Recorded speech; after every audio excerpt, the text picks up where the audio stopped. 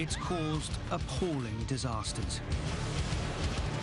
You'd see this big arc of lightning, and you'd watch that baby come right down the side of the aircraft.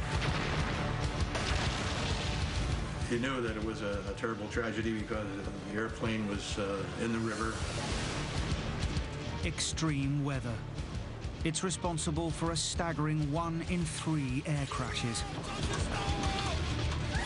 But each terrible tragedy teaches us something new. Larry, we're going down! Larry! I know it! I know it! The airline industry is constantly developing new technology to fight the problem. But when the weather gets bad, accidents still happen. Will we ever win the battle against extreme weather?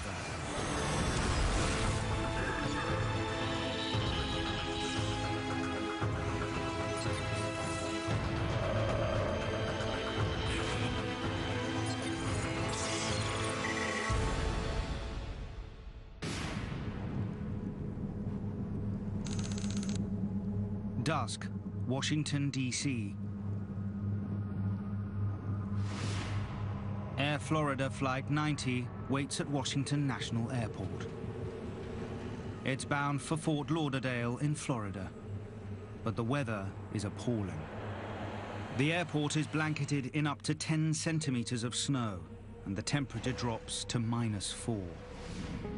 It's a time when pilots need to be particularly attentive to the hazards of snow and ice. It was snowing, it was freezing cold.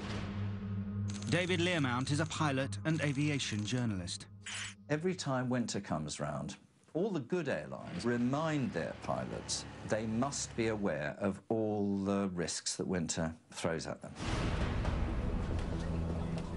On board Flight 90, the 79 passengers and crew have been delayed for over an hour and a half by the snow and are impatient to get off. One of them is Joe Stiley. He's told his wife he'll only be away 24 hours and will then take the children on holiday. At 3:59 p.m., the Air Florida flight is given permission to take off. Flight 90 gathers speed down the runway. But as it climbs out of the airport, it suddenly goes into a stall. Stalling! Larry, we're going down! Larry! I know it! I know it!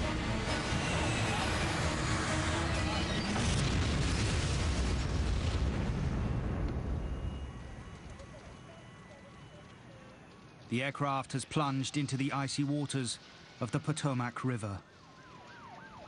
Within seconds, only the tail is visible. Then, against all the odds, a small group of survivors bob to the surface. Ice prevents rescuers reaching the struggling figures.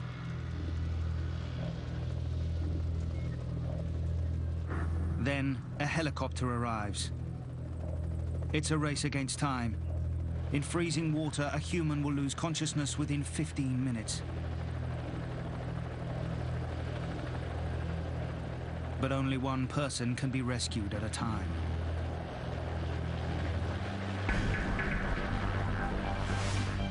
The first to be winched to safety is business executive Bert Hamilton.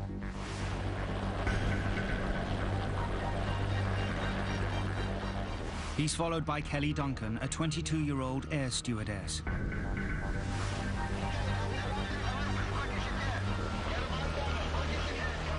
Miraculously, she's only suffering from minor injuries. Eventually, a rope is thrown to a third survivor. Joe Stiley has been badly injured and is desperately trying to stay afloat. I was holding on to a piece of the tail section. I held on the rope and let him drag me out. To save time, Joe grabs another survivor. Priscilla Tirado has lost her husband and child and is in extreme distress. I tried to get the rope that they gave to us on her. But he hasn't got the strength to hold on, and she's left floundering in the icy water. Time is running out.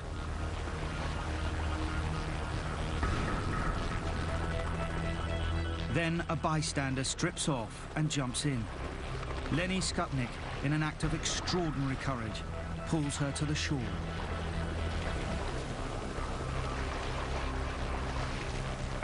In all, 5 survivors are rescued from the water.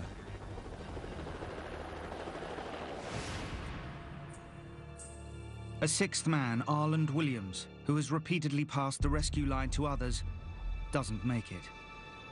There was a 6th man clinging to the wreckage, and as I dropped the flotation devices, he handed these devices to the other people who were clinging around him on the wreckage.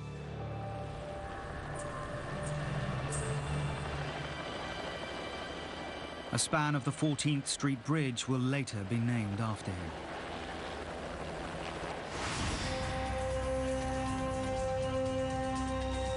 But getting people out of the river is only part of the problem. On the 14th Street Bridge itself that day, there's also chaos.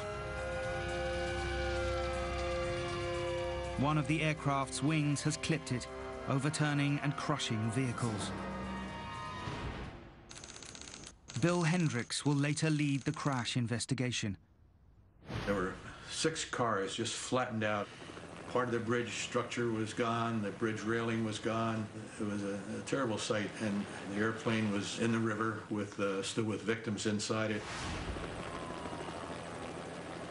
The accident's final death toll is 74 passengers and 4 people on the bridge. But the big question hanging over the whole incident is what has gone wrong. Washington that day has been hit by freezing temperatures and unusually heavy snow. But dozens of other aircraft have landed and taken off safely in identical conditions. So what makes Flight 90 the only victim of snow that evening?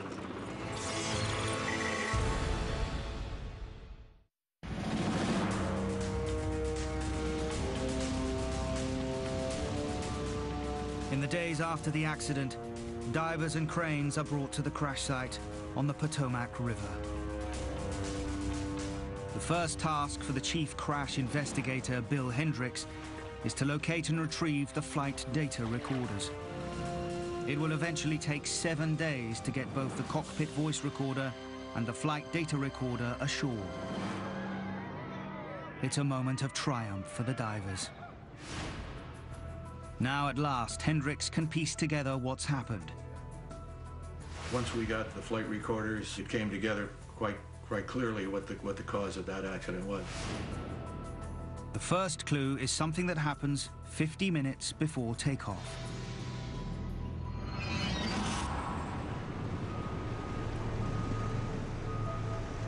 Snow has made the taxiway slippery, and the tow tugs can't pull Flight 90 back from the boarding gate. The pilot, Larry Wheaton, decides to help. Okay, I'm gonna try a little reverse thrust. He revs the aircraft's engines and then reverses the thrust for 90 seconds. It's like putting a car into reverse.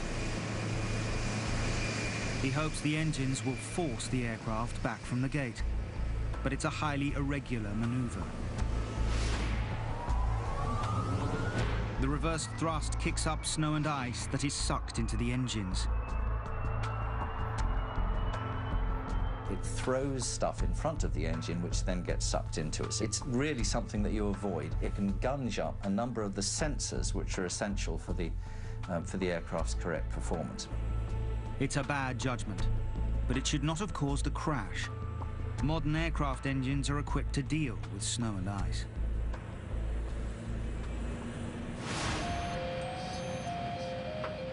But then, Bill Hendricks finds something else. It happens during the pre-takeoff check. Air conditioning pressurization. Set. Engine on the ice. Off. The crew has failed to turn on the engine's de-icing system. This is a system for heating the front edge of the engine intake, warming the incoming air.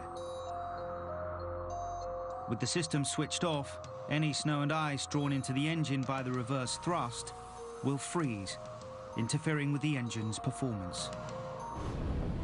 As Flight 90 now lumbers down the runway, the co-pilot, Roger Pettit, voices concern. The engines don't seem to be developing enough thrust. God, look at that thing. That don't seem right. But Wheaton brushes his concerns aside. Yes, it is. No, I don't think that's right. Ah, maybe it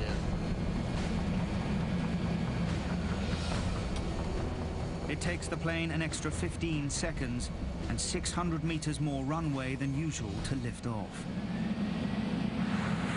Finally, it climbs into the air.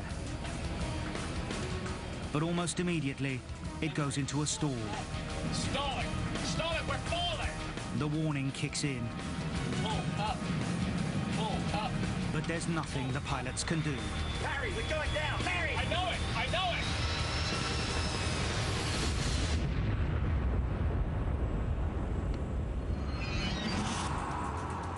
Piecing the evidence together, investigators can now establish how a combination of human error and extreme weather caused Flight 90 to crash. First, as snow builds up on the taxiway, Wheaton uses reverse thrust to help push back from the gate. Engine on the ice. Second, with the engine anti-ice turned off, freezing snow and ice are drawn into the engine. This interferes with the engine's performance. As a result, when Flight 90 takes off, the engines are only producing a thrust or engine pressure ratio of 1.70. A Boeing 737 needs a thrust ratio of at least 2.04 to take off safely.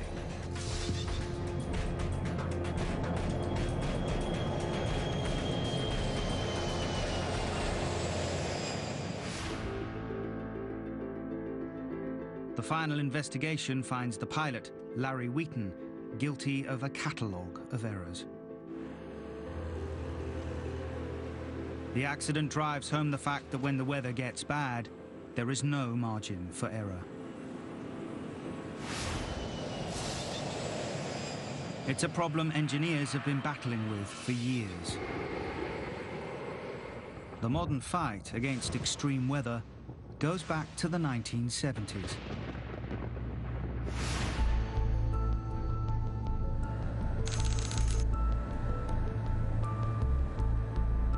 Christmas Eve, 1971. Lancer Flight 508 is bound for the remote Peruvian town of Pachalpa. On board are 17-year-old Juliana Kopka and her mother, Maria. Her father runs a wildlife research station in the jungle, and the family plan to spend the Christmas holidays together. I was very excited and looking forward to seeing my father. I hadn't seen him for a long time. The research station was also like a second home to me, and I was really thrilled to be spending a couple of months there. It's a busy flight.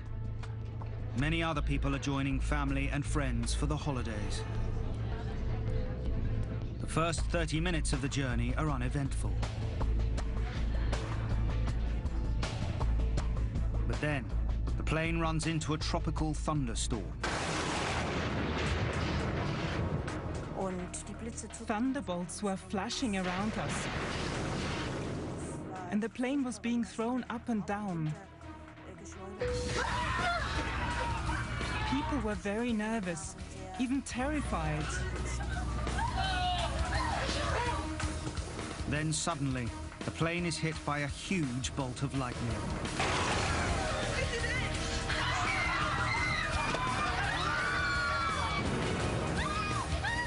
Everything is thrown around. It goes through my mind like a film. Everything went very fast. The pilots fight to keep control. But the plane is breaking up.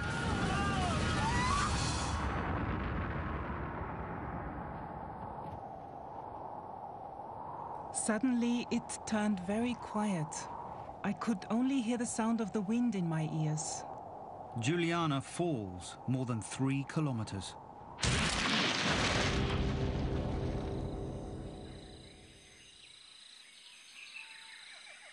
Yet miraculously, she survives, still strapped into her seat. The seat may have been her salvation. I ought to have injured myself very badly when I hit the treetops. But the airline seat was below me, and I can only imagine it cushioned the landing. Juliana is alive, but she has a broken collarbone, a badly swollen right eye, large gashes on her arms and legs, and concussion. Her first thought is for her mother, but she's nowhere to be seen. Juliana is on her own. But she has one vital piece of knowledge.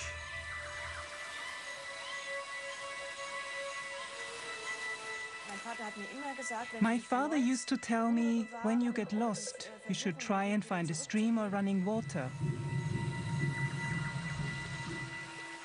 He said, follow that stream and you will find a bigger stream, and that will turn into a river. And then you'll find people living nearby.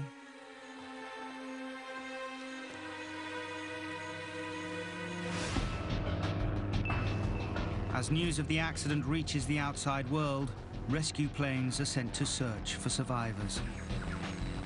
I could hear the planes searching above me. I knew the rescue operation had started. But I wasn't able to do anything as the jungle was dense and I couldn't communicate with them. As she sets off to look for help, her only food is a handful of sweets she's found at the crash site. I lived on them for 3 days and just drank water.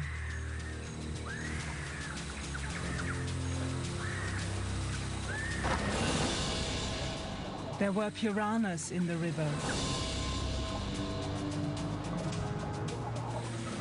Stingrays were an even greater danger, and electric eels.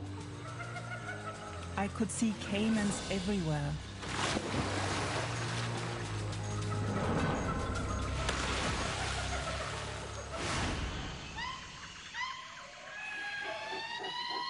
As the days and nights go by, she becomes increasingly exhausted and disorientated. With each day, I lost more hope.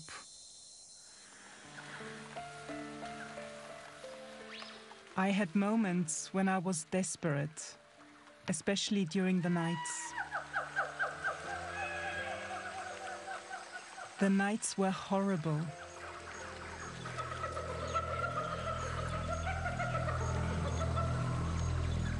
Deep cuts on her arm begin to worry her. I felt there is something in my arm. It kind of hurt. Something was moving in there. I couldn't see it properly, but when I twisted my arm, I saw that little white heads were looking out. The wound has become infested with flesh-eating maggots.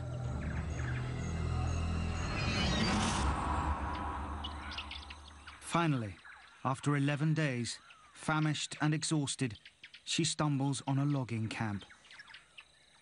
It's her salvation.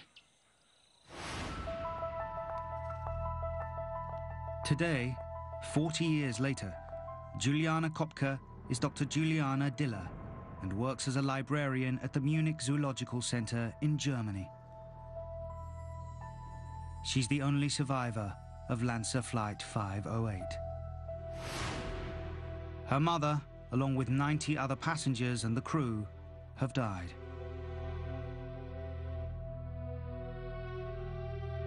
Memories of the accident are always with her. Mostly, it's an atmosphere, a sound, a smell, sometimes even a color. And I'm taken back to the situation then.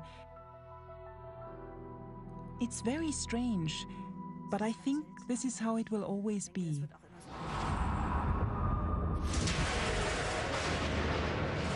When aircraft investigators later examine the accident, they find a chain of events leading up to the disaster.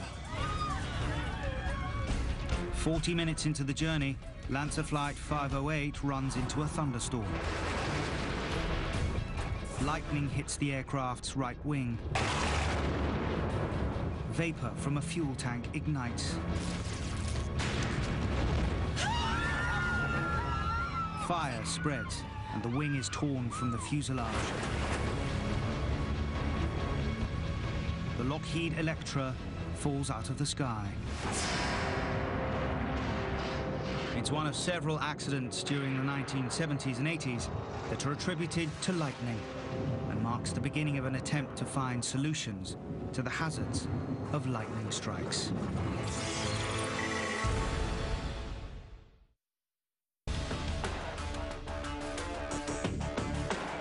One of the centers of research into the dangers of flying is NASA. At its research center in Langley, Virginia, it drop tests helicopters, crashes passenger cabins, and develops new forms of cockpit instrumentation, all in the name of improving aircraft design. But during the 1980s, one of the most important topics of research is lightning.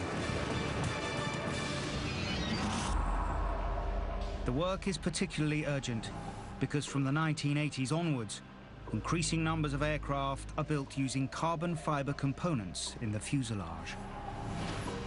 It's lighter, but more easily damaged by lightning than a conventional metal fuselage. Modern planes also depend on sophisticated electrical instruments that are damaged by the electromagnetic field of a lightning storm. Bruce Fisher is director and chief engineer at NASA Langley. In the 1980s, he was a flight engineer in the Storm Hazard Research Team. NASA's Storm Hazards Research, getting struck by lightning now to enhance. He was part of a team that flew a specially adapted F-106 military aircraft into hundreds of lightning storms.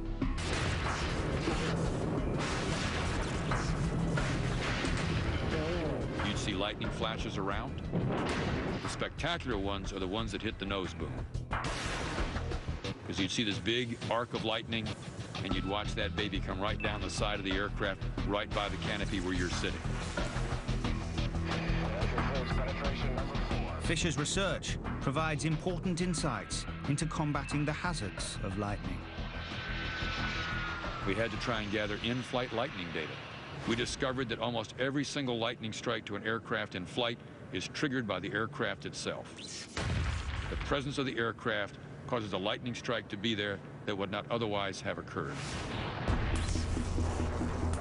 They also find that a lightning strike can discharge an electric current of up to 200,000 amps in a single second. 1 amp is sufficient to kill. This huge current can attack an aircraft's fuselage, burning a hole through it. By the late 1980s, NASA can advise aircraft manufacturers how to make aircraft lightning-proof. Fiberglass components are reinforced to withstand lightning strikes. Aircraft fuel is made less explosive. Electrical equipment is carefully shielded. Today, lightning is rarely a problem. But events will show there's another side to storms that can be equally hazardous. High winds.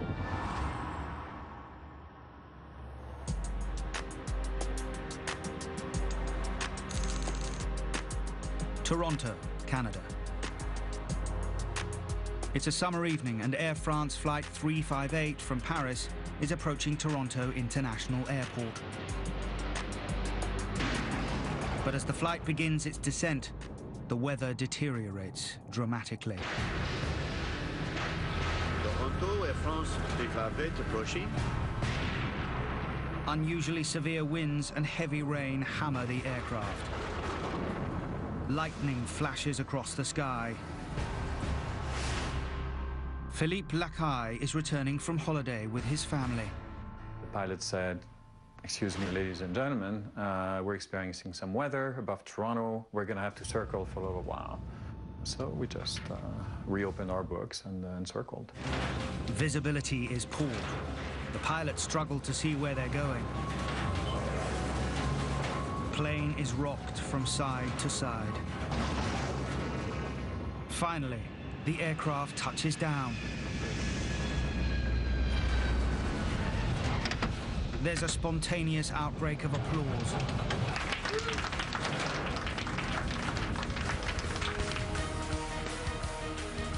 But the ordeal is not over. Moments later, still traveling at nearly 200 kilometers an hour, the plane runs off the runway. The plane plows through the airport perimeter fence.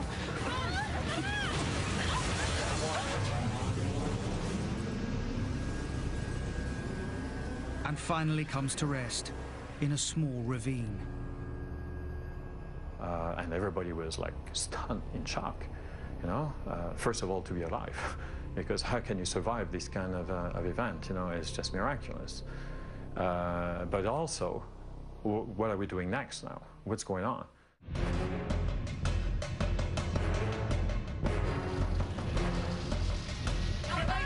Almost immediately, there are shouts of fire.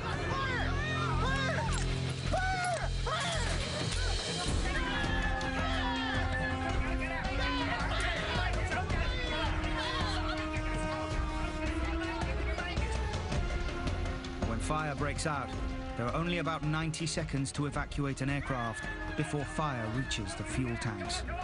It was like a vision of hell. It's everybody for themselves.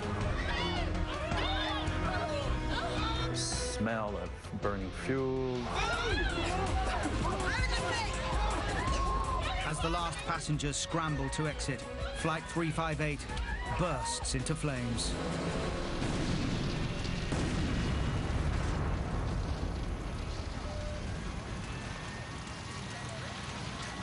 There are dozens of injuries, but all 302 passengers and crew survive.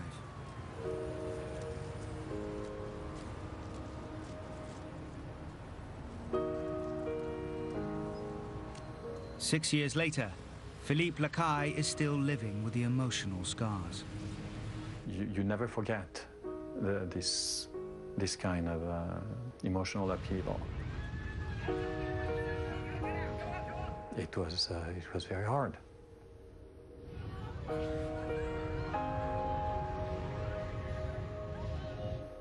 Short of a miracle, I can't explain how we could have escaped in 1 minute and 15 seconds through 2 gates, 2 doors, 309 passengers.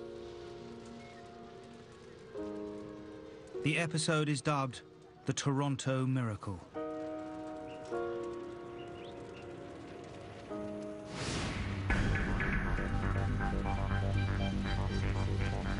As air crash investigators now arrive at the scene, they face one basic question.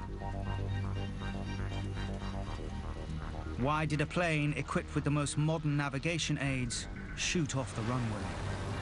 Was it a question of pilot error, mechanical failure, or extreme weather, or even a combination of them all?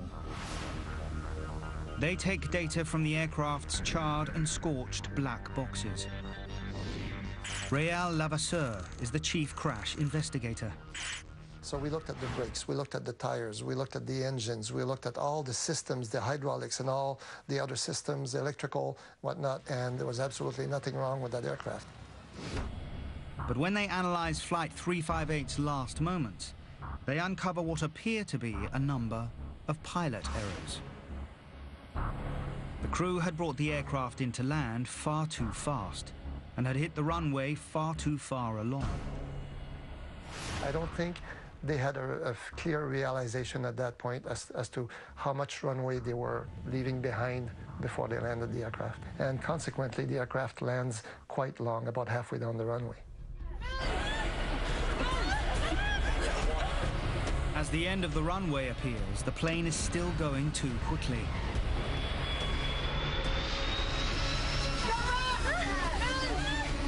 It was still doing over 120 miles an hour, so that's a lot of speed. But is it simply a matter of pilot error?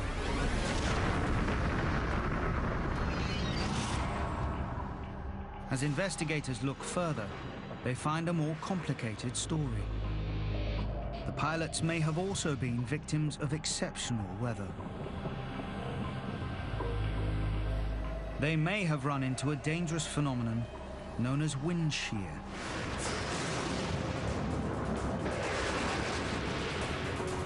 Wind shear is a serious threat to aircraft. It occurs in the 2 or 3 minutes before a storm breaks, when there can be rapid shifts in wind direction. You can see a thunderstorm approaching. Big cloud, getting dark, and what happens to the wind?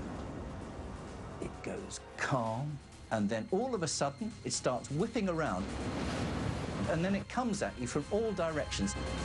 This alarming phenomenon is caused by a cold front hitting warmer air. In their worst form, these winds are like mini tornadoes in reverse. Highly concentrated coils of wind that instead of spiraling upwards, spiral downwards. They are known as microbursts or downdrafts. They're considered so potentially lethal that during the 1990s, NASA spends millions of pounds investigating them. Paul Robinson worked on the NASA wind shear program. Microbursts form underneath large thunderstorm cells that can extend up to 50, 60,000 feet. Aircraft flying through that will experience very strong horizontal wind variations. NASA scientists discover how microbursts can cause a pilot to make errors. A column of cold air sweeps down from the cloud base, accelerating as it goes. As it hits the ground, it spreads out horizontally. Then it curls upwards like a series of waves. An aircraft flying near this will experience a wind that starts as a headwind and then turns round and becomes a powerful tailwind. When aircraft are slow and low and trying to control their speed as well as they can, the combination of the two in a microburst can be very hazardous. Wind shear, or microbursts, are believed to be responsible for a number of disasters. 1982, Pan Am Flight 759 crashes in New Orleans.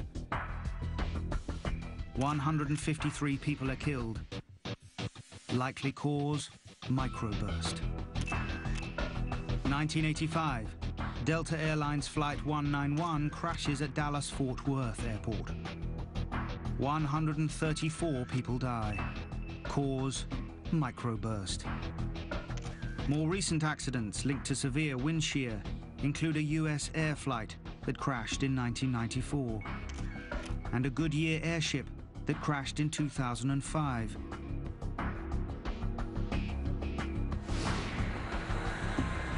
So is it possible Air France Flight 358 is also a victim of some form of wind shear?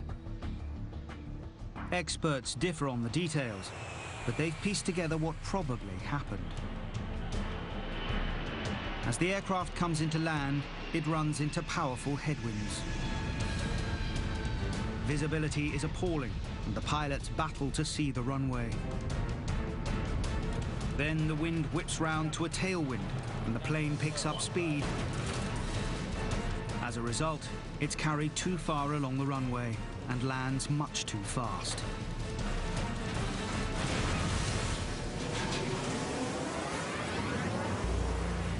The pilots have been caught out by the rapidly shifting winds typical of wind shear.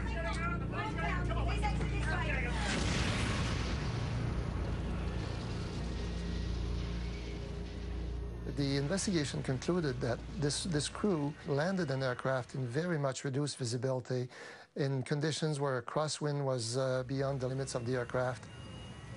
extreme weather has claimed another victim.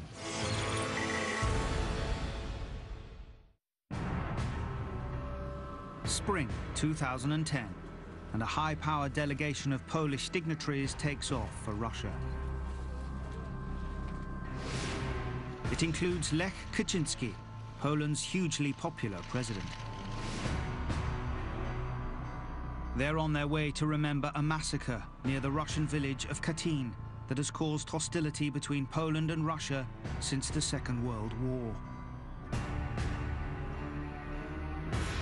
The hope is that this important commemoration may finally bring reconciliation.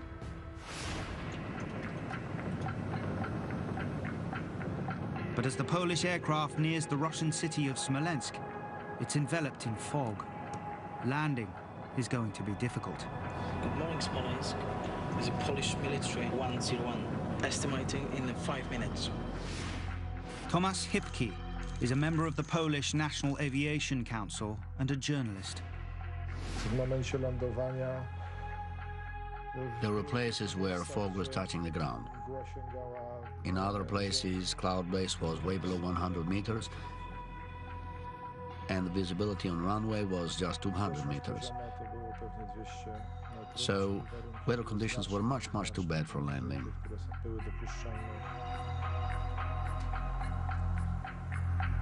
Air traffic control counsels against even attempting to land. Worse still, the airport is not equipped with low visibility lighting to guide planes in. Smolensk North Airport is a former military airbase with very inadequate infrastructure.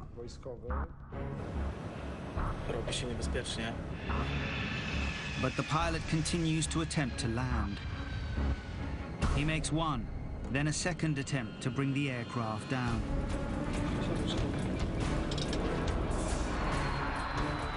Each time he's forced to pull up. Finally, he makes a third attempt. The plane comes in low. The pilots can't see the runway, but continue on down. Too low, terrain. In their zeal to see the runway lights through the mist, they went straight through their decision height,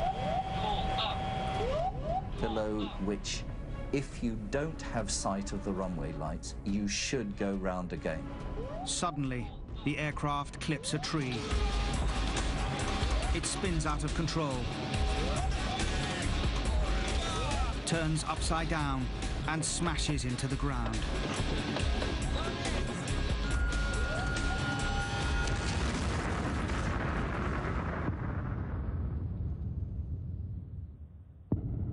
The wreckage is scattered around, nearly 200 meters short of the runway. All 96 people on board die. They include not just President Lech Kaczynski, but senior members of Poland's parliament. People in Poland died, so I don't know how will the future of our country look like. The country declares a period of national mourning. A full crash investigation begins immediately. It's a joint Russian-Polish operation. Investigators soon find there are no signs of mechanical failure. The 20-year-old plane has recently been extensively overhauled. But that leaves a puzzle. The overhaul has included fitting the Tupolev Tu-154 with a sophisticated terrain avoidance system, which warns a pilot if he's too low or in danger of hitting something. Caution, terrain. Caution, terrain. Pull up. The inquiry hasn't been completed, but leaked transcripts from the cockpit voice recorder show that as the plane comes in, the system issues several warnings. But the pilots ignore them.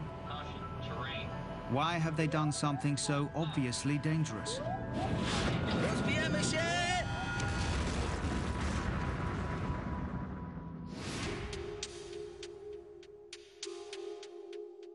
The transcripts give a clue.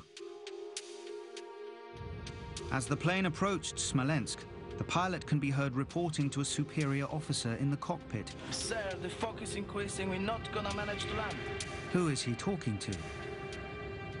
An anonymous voice replies. Well, then we have problem.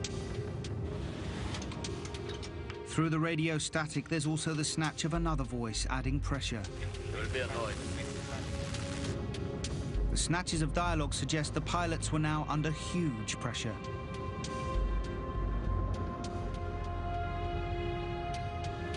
Should they risk a difficult landing, or should they abort a mission that carries international importance? Pilots who are flying VIP flights are under a particular kind of pressure. So they really did want to do their duty, these pilots, and get all of those important people in. So they were told by air traffic control what the visibility was. It was nothing like good enough to make a safe landing.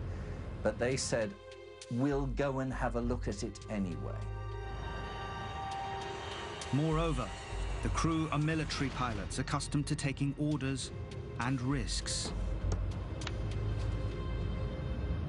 Warto pamiętać, że piloci generalnie są szkoleni. Military pilots are trained to take more risks than civilian pilots. The crew in this case had come more or less straight from military school. The idea of risk-taking was firmly ingrained in them. We may never know if this is what happened. Important sections of the leaked transcripts have been deliberately deleted. Ten stenogram, który został ujawniony, nie jest kompletny. Some people believe Russians deliberately left gaps in transcript because what they found was damaging to Polish interests. What is certain is that if these holes are not filled, this riddle will never be solved. But the transcripts that are available have led some experts to blame the pilots for abdicating their responsibility. It doesn't matter if the president of Poland is on board. The person who is in charge of the aircraft is the captain of the aircraft. He is more senior in that environment than the president is. In the end, you're a trained professional. You're the one who carries the can for anything that goes wrong. According to this version of events, the pilots had simply forgotten that when the weather gets bad, there is no substitute for their own skill and judgment. In Poland today, the hope is that lessons will be learnt and there will never be a similar accident again.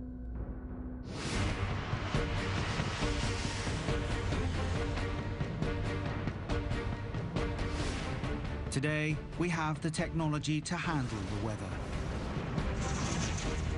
Pilots are better trained. Aircraft are better equipped for all weather conditions. There should be no more accidents because of the weather. But extreme weather will continue to challenge a pilot's skill and his ability to fly in the face of the unexpected.